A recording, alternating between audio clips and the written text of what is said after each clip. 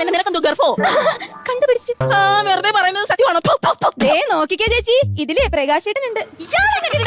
അവിടെ കേറി അങ്ങ് പുറത്ത് കിടക്കുവാണോ? മീമെല്ലാം മേടിച്ചോണ്ട് വന്ന കറി വെച്ച് തരാം. ഒരക്ഷരം എന്റെ കയ്യിൽ തെളിവുണ്ട്. മാരേജ് സർട്ടിഫിക്കറ്റ് ആയിരിക്കും.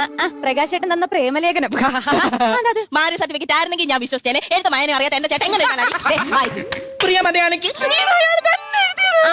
പ്രിയംവദയ്ക്ക് നിനക്കായി എന്റെ ഹൃദയവാതിൽ തുറന്നിടാ. നീ ഇവിടെ ചേച്ചി വിശ്വസിച്ചില്ലെങ്കിൽ ഞാൻ പുഴയെ ചാടി ചാവും. നന്നായി. എന്നിട്ട് വേണം അങ്ങേര് തന്നെ ചൂണ്ടയിട്ട് മഞ്ഞക്കൂരി കിട്ടിന്ന് പറഞ്ഞു.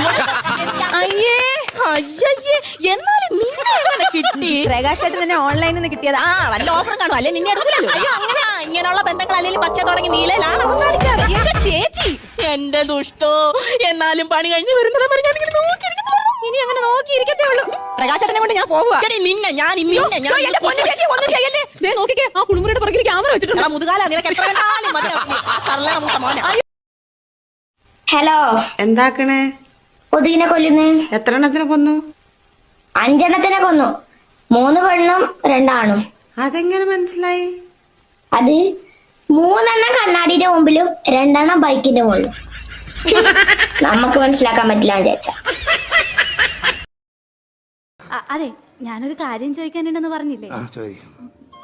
ചോദിച്ച കളിയാക്കോ? ഞാൻ നിന്നെ എന്തിനാ കളിയാക്കണം? നീ വേണ്ട, എന്നെ എപ്പോഴും ഇങ്ങനെ കളിയാക്കാതൊന്നും ചോദിക്കുന്നില്ല. അതെ, നമ്മള് കല്യാണമൊക്കെ കഴിഞ്ഞിട്ട് കുട്ടികൾ ഉണ്ടാവുമ്പോ ആൺകുട്ടി വേണോ പെൺകുട്ടി വേണോ?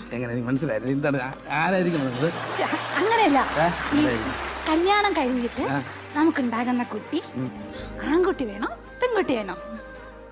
ആണായാലും പെണ്ണായാലും അത് എന്റേതായിരിക്കണമെന്ന് മാത്രമേ ഉള്ളൂ.